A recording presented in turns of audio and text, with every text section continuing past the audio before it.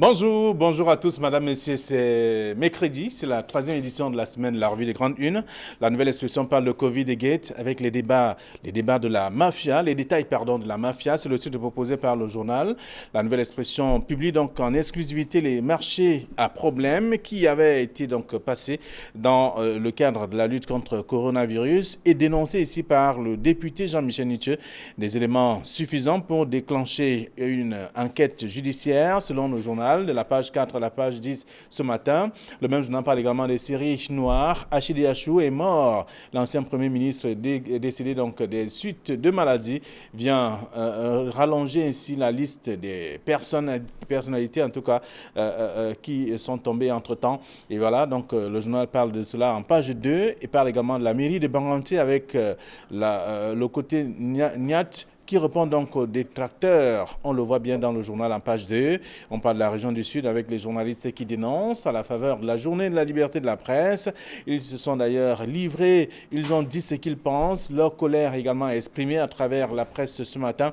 On parle des infrastructures également. On parle aussi de la Côte d'Ivoire avec Babo qui est donc annoncé en Côte d'Ivoire également, après notamment l'arrivée de son porte-parole et de sa sœur. C'est ce que le journal propose ce matin. Le journal Le Messager parle donc de Banganté avec le nouveau front Niat Ketia Cortez au cœur de l'actuelle passe d'armes entre le président du Sénat et notamment la ministre de l'Habitat et du Développement urbain, le fauteuil des maires et le contrôle du département d'Undé. À lire dans le journal, Éric Niat, le bâtisseur qu'on veut étrangler, c'est une question, dossier à lire de la page 4 à la page 5. Le même journal parle également de Simon Achidi Achou, le père d'Undjangi, tire sa révérence ce matin. À lire dans le journal en page 3 ce jour. Le journal s'intéresse également au canton Belle de Douala. Le temps des appétits fonciers, c'est un dossier à lire de la page 10 à la page 11 du journal. Le journal L'Œil du Sahel en kiosque également ce matin qui parle du recrutement dans les universités d'État. 130 enseignants recrutés en Gaoundéré et à Maroua. C'est à lire en page 3 du journal. Le journal s'intéresse aussi à la poliomyélite avec près de 2,8 millions d'enfants à vacciner dans le Grand Nord. En page 5, et la liberté de la presse aussi. Parole aux femmes journalistes du Septentrion. Elle s'exprime. C'est un dossier que je vous invite à lire ce matin de la page 6 à la page 7 de L'Œil du Sahel. Le journal Mutation parle de dérive. Le procès des juges à découvrir dans le dossier proposé par le journal également et d'autres informations dans le numéro disponible en kiosque ce matin. Le journal Émergence s'intéresse à la CAF. La CAF qui suspend, en tout cas, qui a suspendu 23 stades en Afrique, avec notamment ce qu'on a pu observer, des stades qui ne sont plus homologués, et il faut revoir tout cela. C'est dans le dossier proposé par le journal, qui s'intéresse également à aux attaques de Galim. Ce qu'en pense d'ailleurs Human Rights Watch, dans la suite notamment de ces attaques, et c'est à découvrir dans le même journal. Le journal parle aussi de la Damawa, avec des prières nocturnes interdites dans les mosquées. C'est ce que le journal nous apprend. La suite est à lire en page 3. Le journal Le Jour, qui est en kiosque ce jour, parle notamment de Simon Achidi Achou, qui est décédé de la période d'ailleurs. Il est né en 1934 et il décède en 2021. C'est le journal qui fait le rappel des mémoires ce matin. Je vous invite à parcourir le dossier en question. À Fouman, dans le numéro, on parle d'un mort dans des émeutes, c'est-à-dire dans le journal Le Jour, qui est en kiosque, tout comme le journal L'Équation, qui parle également de l'opération du réamorce en ligne. Et on voit bien qu'il y a d'autres cas évoqué et bien entendu tout un engagement qui a été pris avec le Grand Nord dans le renforcement notamment des capacités de ses responsables. C'est à découvrir dans le journal qui parle aussi le fils à papa veut le pouvoir à tout prix et à tous les prix. C'est ce que le journal propose également dans le cadre du climat qui règne en ce moment à la mairie de Banganté. C'est à lire dans le journal L'Équation. L'essentiel s'intéresse également au super maire de Yaoundé. Le journal parle donc de Messi à Tangana. Les casses comme bilan, c'est une question ce matin dans le journal avec une image qui présente notamment le maire de ville et aussi ces casses qui sont donc en cours et cela fait problème. Seul contre 7, c'est ce que le journal nous propose également ce matin. Le soir hebdomadaire qui s'intéresse à la commune de Banganté fait part de ce message fort des conseillers municipaux au comité central du RDPC à lire dans le journal ce matin. Lutte contre les engins explosifs et improvisés. société.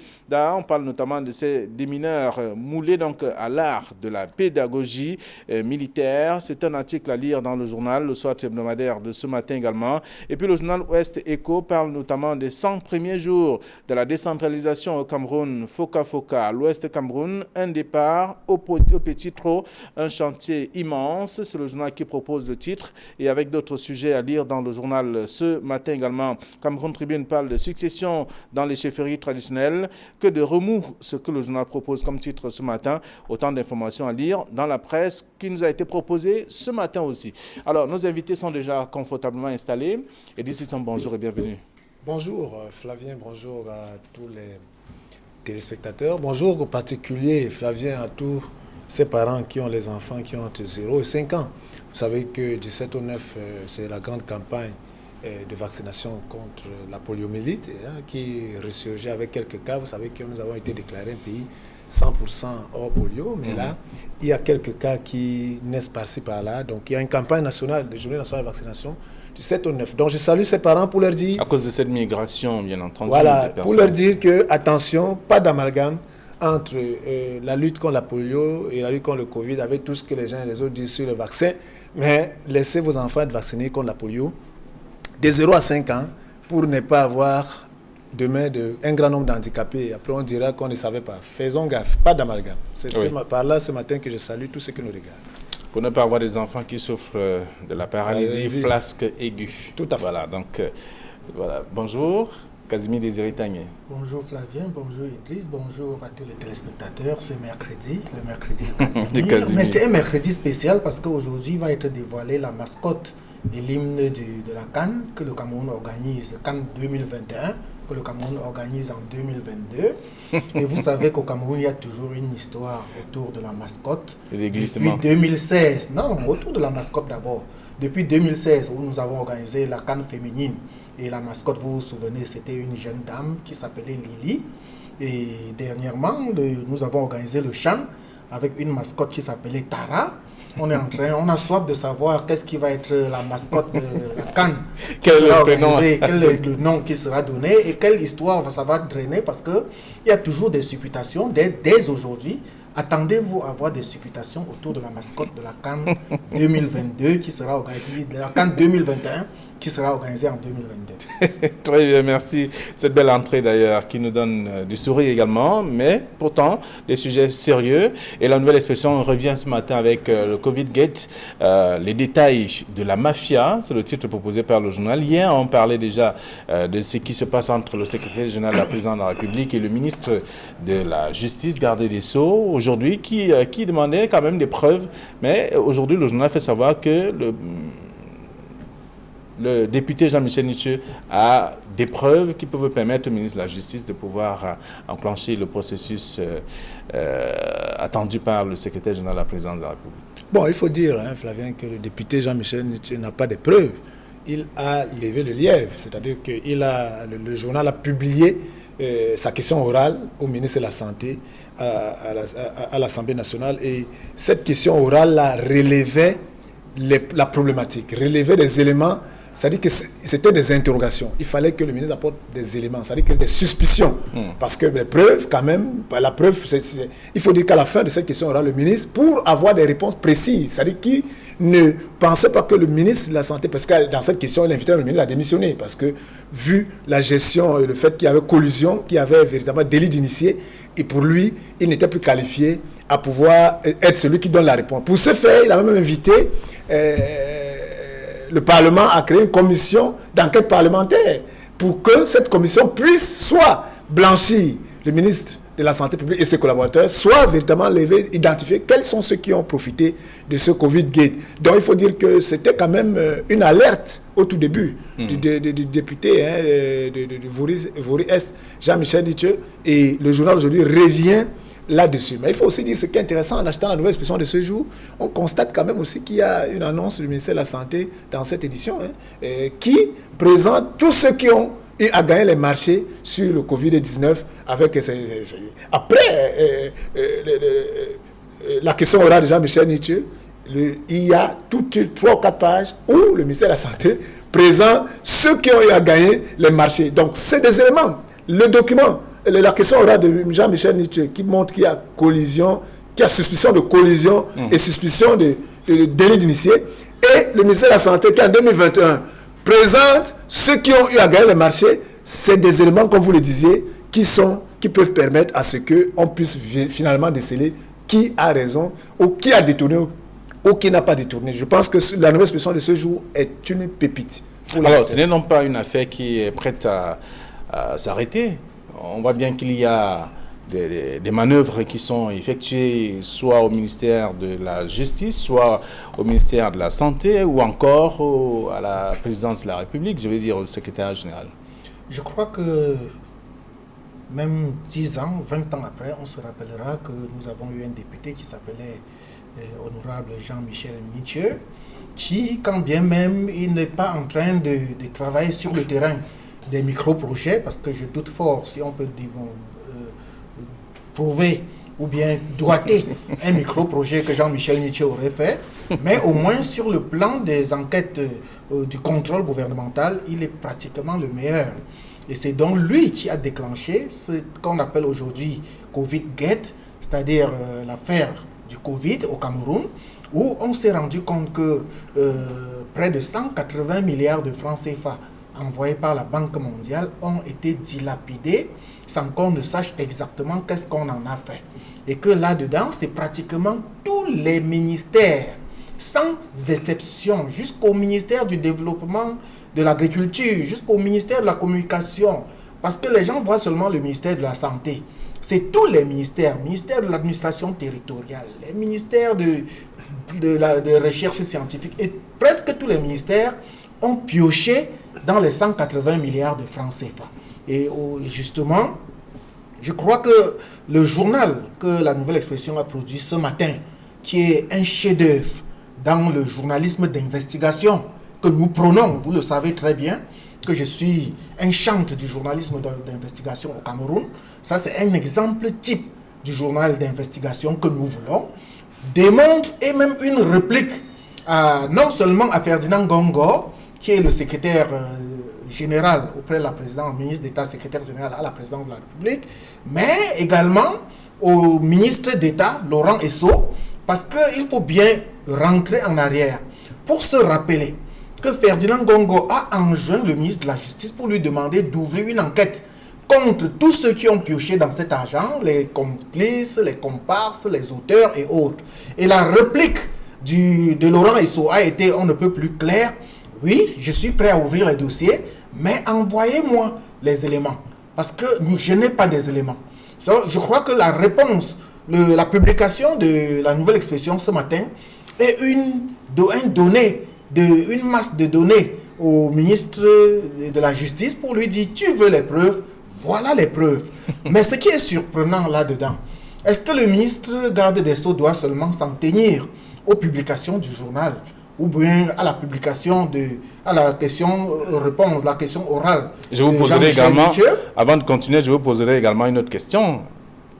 On a interpellé des gens qui se sont retrouvés en prison et c'est après qu'on commence à chercher des preuves, les raisons pour lesquelles ces gens sont là-bas. Je peux vous en citer tant. Oui, justement, vous posez la question. Il y en a comme Vamour qui est en prison, la presse a donné.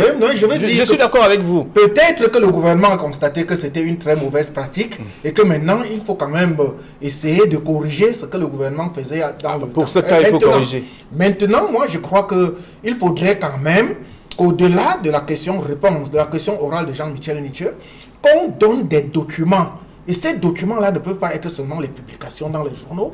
Il faut qu'on lui donne des documents. Et ce que je crains dans ce dossier de Covid-Gate, parce que Idriss a essayé de parler un peu des marchés du ministère de la Santé, ce que je crains, c'est que les marchés du ministère de la Santé ont été signés par Halim Hayatou, alors secrétaire d'État à la Santé, et qui aujourd'hui n'est plus. Comment est-ce que ça va se passer? Je crois que c'est un gros point d'interrogation qu'il faudrait que le ministère de la Justice essaie de nous éclairer là-dessus. Très bien, c'est un dossier, en tout cas, à lire dans la Nouvelle Expression. Vous voulez ajouter quelque chose? C'est vrai qu'il y a beaucoup de sujets ce matin. Oui, juste une chose pour dire que Flavien, il faut aussi noter, à la suite de Casimir, que nous sommes aussi là face à un système où ce n'est pas l'intérêt des populations. Ce n'est pas l'intérêt de la justice, ce n'est pas l'intérêt de savoir qui a véritablement détourné, c'est l'intérêt des batailles de clans dans le cercle du pouvoir, à casser tel clan contre tel clan. Parce qu'il ne faut pas aussi prendre le peuple en otage, il ne faut pas aussi faire comme si subitement on aimait trop le peuple. Pourtant, ceux-là qui semblent être aujourd'hui vouloir la justice veulent plutôt casser des éléments d'un clan pour pouvoir garder leur ligne d'influence auprès du chef de l'État. Très bien. Alors, c'est la nouvelle expression, dossier à lire de la page 4 à la page 10 ce matin. On parle notamment de Covid-Gate avec les détails de la mafia présentés par le journal. Le journal s'intéresse aussi à la mairie de Banganté. Le côté Nyat répond donc aux détracteurs. C'est ce qu'on lit en page 2. Le Messager en a fait de la grande une ce matin. Banganté, le nouveau front Nyat-Ketia-Cortez. Oui, je crois que justement c'est le Messager qui a trouvé le titre exact. Parce qu'il s'agit d'un problème, d'un front entre Nyat, d'un côté, qui est le président du Sénat, et Mme Ketia-Cortez, qui est ministre du Développement urbain et de l'Habitat, et par personne interposée. D'un côté, on a le fils de Nyat, qui postule, Éric Nyat, qui veut être maire, alors que de l'autre côté, on a Lambert Tsumi, qui est protégé de Mme Ketia-Cortez. Mais je crois qu'au-delà de tout cela, il y a un problème. Il y a un problème qui devrait ressurgir, c'est-à-dire le délit de patronyme, le délit de filiation. C'est-à-dire parce qu'on s'appelle Éric Nyat, on est fils de Nyat, est-ce qu'on a droit ou pas à postuler, à candidater pour être maire de la commune de Baganté? Mais je crois qu'il faudrait qu'on regarde beaucoup plus l'intérêt de la population, l'intérêt de la commune de Baganté. Est-ce que Éric Nyat a les capacités pour être maire de Baganté? Est-ce que son adversaire a les capacités? Mais il faut, pour rafraîchir les mémoires, poser le problème tel que cela s'est passé, parce qu'il y a eu une élection primaire dimanche qui a été faite par les conseillers du RDPC et où Éric Nyat a eu 21 voix contre 19 voix pour le candidat de Madame le ministre. Et lundi, où on devait faire la session extraordinaire pour désigner officiellement le maire, pratiquement tous les conseillers municipaux bref, le quorum n'a pas été atteint. Oui, il y a eu seulement 16 conseillers qui se sont présentés. Alors, qu'est-ce qui fait problème? Qui tire les ficelles dans l'ombre? Moi, je crois qu'au-delà de tout cela, il faut regarder la capacité de l'un ou l'autre à diriger la commune de Baganté. Et là, j'ai quelques bribes d'informations qui me font croire que quand on regarde par exemple Éric Nyat, au-delà d'être le fils de l'autre, il a quand même un background. D'abord, il a un CV, il a un CV, un diplôme en sciences politiques, il a travaillé aux Nations Unies, il a fait ses preuves même à Baganté, construction des stades, offre des forages et autres. Il a même été 4e adjoint au maire. Contrairement à l'autre, parce qu'en face, on a quelqu'un qui veut gouverner par procuration. C'est-à-dire, il est là tout simplement parce que Madame le ministre veut continuer à diriger la commune qu'elle avait. Maintenant qu'elle est ministre, elle veut laisser son poulain. Alors vous voulez parler comme les autres qui pensent qu'elle ne veut pas perdre sa commune. Moi, je crois. Elle ne veut pas. Je veux dire, Idriss Lissom, il y a une question que pose le journal Le Messager. Éric Nyat, le bâtisseur, qu'on veut étrangler. Oui, en fait, je pense qu'il faut véritablement laisser ici. On ne devrait même pas parler de délit de X et de Y, puisque l'élection, c'est un conseil municipal où tout le monde se connaît, Flavien. Et les populations qui ont voté cette liste, c'est vrai que je suis sûr qu'il n'y avait pas d'opposition. La liste s'est retrouvée, elle est passée. Mais parmi ces 40 conseillers qui sont présents, il y a quelqu'un qui se démarque. De par, si on enlève Nyat, de par sa qualité en termes d'acteur, et Casimir l'a si bien présenté. Mais en fait ici, c'est ces batailles justement qui font que nos communes n'avancent pas. C'est-à-dire qu'il faut toujours faire très attention. Les gens doivent comprendre que nous devons, lorsque nous avons occupé une fonction et qu'on ait eu une promotion, on n'a pas besoin de venir, de continuer à la tenir en ayant une sorte de panthère entre guillemets pour pouvoir. Non, il faut laisser véritablement les conseillers faire leur job. Moi, je pense que si c'est que Casimir dit est vrai, que Madame le ministre du Développement urbain et de l'Habitat, et du Développement urbain soutient Monsieur le candidat Tchoumi, ce serait très dangereux, mais si elle soutient le candidat est battu, qu'on laisse la majorité du conseil, parce que tel que c'est parti, s'il n'y a pas de sérénité, tel que nous voyons comment ça se passe dans d'autres communes et tout ça, cette commune n'aura rien à faire pour les 4 ans qui restent. Parce qu'il y aura toujours des soucis, des problèmes, des coups bas, des pièges par-ci, des pièges par-là. Et l'expérience montre que cela n'aide en rien la commune de Baganté, qui avait quand même déjà une autorité, qui avait déjà une réputation, qui avait quand même déjà une image qui était appréciable. Donc, franchement, si toutes ces personnalités qui soutiennent ces candidats ne lâchent pas du lest, c'est la ville de Baganté qui va en souffrir. Et dommage pour ces parrains. Sachez qu'en le faisant aujourd'hui, dans 4 ans, on va vous mettre de côté. J'espère que les populations de Baganté observent et dans 4 ans prendront un parti. Elles seront sanctionnées. Je suis entièrement d'accord avec la chute de Idriss. C'est la ville de Baganté qui risque d'en souffrir. Et puis, lorsqu'on regarde, il faut se voir que l'enjeu n'est pas seulement la ville de Baganté. L'enjeu, c'est l'avenir politique de ces gens-là qui veulent écrire leur avenir politique, parce que Madame Ketia Cortés est devenue ministre parce qu'elle était maire de Baganté. Et vous allez voir que pratiquement tous les préfets qui passent par le Ndé, par Baganté, deviennent gouverneurs, voire même ministres. Donc c'est là où il y a l'enjeu. Mais il faut se poser la question de savoir, elle-même, Madame Ketia Cortés, quand elle arrive comme maire, quand elle arrive comme maire à Baganté, elle était quoi? Elle était ici à Douala en train de bagarrer avec son frère Célestin Ketchanga dans les affaires. Alors, on va rester sur le principe. On va rester sur le principe, Casimir. Je suis d'accord. On va rester sur le principe. Le principe ici, c'est que ce sont 2 caciques du parti qui veulent simplement l'intérêt de la ville de Baganté, mais pour leur avenir politique qu'ils veulent écrire. Très bien. Alors donc aujourd'hui, la presse, le messager parle du nouveau front, Nyat Ketia Cortés. La nouvelle expression parle également de ce côté, le côté Nyat qui répond donc aux détracteurs. On peut le lire dans la plupart des tabloïds de ce matin aussi. Alors autre chose, on parle également de ce parti, le Cameroun, qui perd une autre personnalité, Simon Achidi Achou, le père d'Indjangi. Oui, je crois que le mois d'avril, avril-mai, au Cameroun a été tellement triste, puisque c'est au cours de ce mois que le Cameroun a perdu la majorité de ses grosses légumes, la majorité des patriarches, et peut-être c'est une génération qui est en train de s'en aller. La particularité de Simon Achidi Achou, le patriarche qui vient de casser sa pipe, c'est que c'était le tout premier ministre sous l'ère premier ministre anglophone, sous l'ère Biya, puisqu'il a été premier ministre d'avril 1992 à septembre 1996 et qu'il est resté célèbre avec sa fameuse phrase, à savoir politique Nandjangi, c'est-à-dire une sorte de tontine. La politique, selon lui, c'est une sorte de tontine, c'est une sorte de commerce où tu me vends quelque chose, moi aussi en retour, je t'achète quelque chose.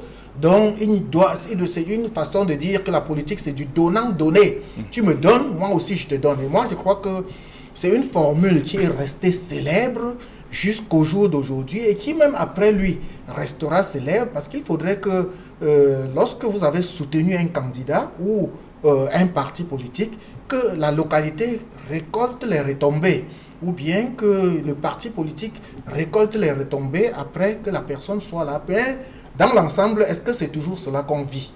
Je ne crois pas. Les gens bagarrent pour eux-mêmes.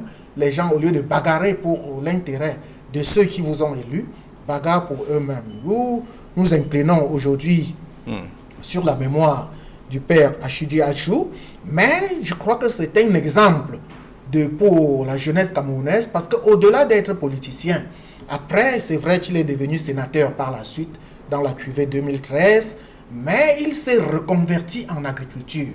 Et c'est l'un des plus gros agriculteurs, ou bien des plus gros éleveurs que la région du Nord-Ouest qui est en train de s'en aller ainsi, qui laisse non seulement sa famille nucléaire orpheline, mais également beaucoup d'orphelins auprès des populations du Nord-Ouest et même du Cameroun tout entier. Alors, aujourd'hui, c'est un homme qui s'en va.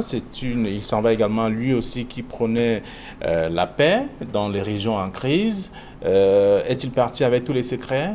A-t-il achevé son combat dans ce sens-là? Ah oui, en fait, on aimerait bien voir s'il a écrit des mémoires, s'ils peuvent être publiés, mais on aimerait aussi voir même un travail de journaliste fait dans ce sens, hein, Flavien, pour pouvoir valoriser la mémoire de M. Simon Achille Achou. Mais je vais tout simplement dire, Flavien, y a-t-il meilleure mémoire que de laisser cette formidable expression politique Ndjangi qui a été caricaturée et qui dit en des mots simples ce que c'est que la politique. C'est-à-dire que le Ndjangi, lorsque vous avez cotisé, vous faites la cotisation de 1000 francs. Le jour où vous la bouffez, n'attendez pas qu'on vous donne 2000. Hein, Flavien, on va vous remettre vos 1000 francs. C'est de ça qu'il est question. Si vous faites la cotisation de 10 000, n'attendez pas qu'on vous... si on vient vous donner 5 000, ça veut dire que quelqu'un vous a escroqué 5 000 francs. Et vous n'allez pas l'accepter, vous allez prendre une décision. Alors, donc, en fait, cette caricature de la politique, de la définition de la politique qu'il a faite, est la réalité, est ce qui se passe, justement.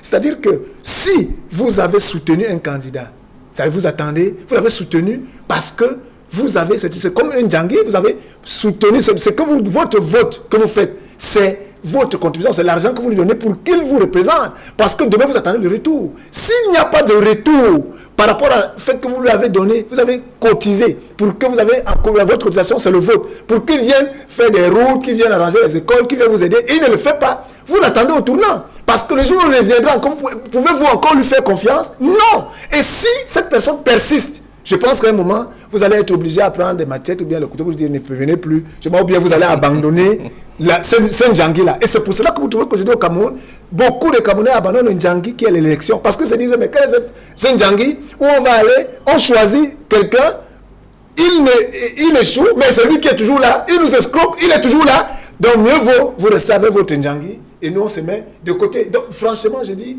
le père Achille Achou, il a laissé quelque chose de formidable. Peut-être qu'on n'a pas encore creusé, mais c'est ça la caricature. Et pour ce faire, on attend peut-être que les journalistes puissent aller creuser pour voir s'il a laissé des mémoires et pour pouvoir nous présenter cette personne qui était vraiment accrochée à la paix. Moi, je me souviens, on a eu une activité à Bambili dans les années 98 où c'est là où moi j'ai eu à découvrir qu'il était un grand éleveur et parce que nous avons offert un bœuf. Comme ça, c'était dans le cadre du scoutisme. Vous savez, je suis scout par ailleurs. Et on se retrouvait à un jamboree national. Il est venu et il nous a offert un bœuf. On a fait 10 jours. On avait consommé ce bœuf avec. Il n'avait pas donné sans pour attendre quelque chose. Et il nous avait C'était pas un Ndjangi. C'était pas un Ndjangi là. Parce qu'on venait de 10 régions du Cameroun, mais on n'était pas. C'était pas un Ndjangi. Mais pour tout simplement, mais ce qu'il avait tenu comme propos à ce moment-là pour nous dire, chers enfants, parce que j'étais jeune étudiant, chers enfants, on était avec les plus jeunes de 6 ans à 24 ans. Il nous disait, chers enfants, sachez qu'il y a l'école, mais c'est vrai, mais il faut aussi faire dans l'agro-pastoral parce que vous pouvez, si ça ne marche pas de l'autre côté, vous pouvez gagner de l'autre côté. Et en plus, si ça marche de l'autre côté, ça vous permet de bien gérer de ce côté. Très bien. Alors, c'est bien entendu la presse qui est revenue sur le décès de Simon Achille Achou. Le messager a parlé du père de Ndjangi qui utilise sa révérence. La nouvelle expression parle d'Achille Achou est mort. Série noire, c'est la suite, notamment la suite logique de ce qu'on observe depuis le début du mois d'avril. Donc, on va nous intéresser également ce matin à la une du journal Mutation qui parle des dérives avec le procès des juges. On le voit bien, c'est à la suite de ce qui s'est passé à Foumbot. Dans le Noun. Dans le Noun. Oui. Dans le Noun, dans la région de l'Ouest. Et je crois que ce n'est pas la première fois que les ressortissants de l'Ouest s'illustrent négativement en brûlant un palais de justice. En 1991, le palais de justice de Foumban avait été incendié pendant la période de Brest. Moi, je suis un natif de Foumban et j'ai eu beaucoup de la peine à constituer beaucoup de dossiers parce que je ne pouvais plus avoir de casier, d'extrait de casier judiciaire. C'est longtemps après que les juges ont entrepris de délivrer des attestations de non-délivrance de l'extrait de casier judiciaire. Vous voyez, il y a donc beaucoup de personnes qui sont natifs de ces régions-là qui ne pourront plus jamais ou avoir leur extrait de casier judiciaire, que ce soit le bulletin numéro 2 ou le bulletin numéro 3. Peut-être que les gens ne le savent pas, parce que tous ces archives sont gardées au tribunal. Donc, il faut se rappeler justement que tout est parti d'une histoire où un jeune Camerounais, vendeur de médicaments, était écroué à la prison de Fumbot. Et bien qu'étant malade, les juges n'ont pas trouvé la possibilité de lui donner la liberté provisoire ou bien de lui donner la possibilité d'aller se soigner.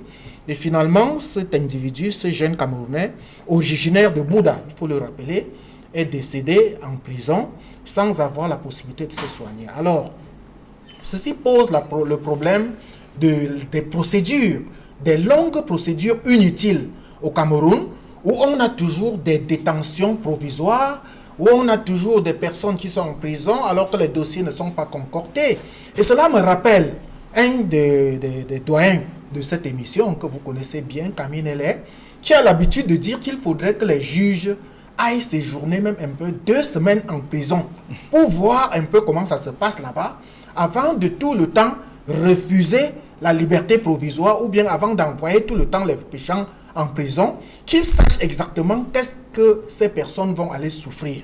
Donc, je crois que le titre de mutation parlant du procès des juges ce matin. Les juges, c'est les juges qui nous font souvent les procès. C'est les juges qui nous jugent. Et cette fois, mais aujourd'hui, c'est mutation qui fait le procès des juges et c'est la population entière qui fait le procès des juges, parce qu'il faut voir que la justice est-elle encore crédible au Cameroun? D'accord, il faudrait qu'on en arrive là, que la justice reprenne ses lettres de noblesse et qu'elle redevienne crédible.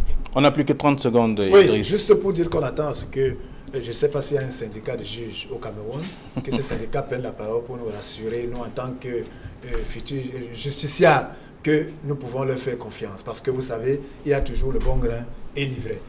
S'il n'y a pas de syndicat de juges, j'espère qu'il faut qu'on en crée, parce qu'il faut que les corporations puissent défendre leur réputation. Très bien. Le procès des juges, ces mutations qui citent ainsi, parlant des dérives que l'on observe au Cameroun de plus en plus. Alors, voilà la presse, et notamment, si vous faites un tour en kiosque ce matin, vous serez davantage informés. Bonne journée à vous, bon retour à vos différentes rédactions. À demain, 9h20, vous serez en compagnie de Jean-Paul Chugnat. Bonne journée.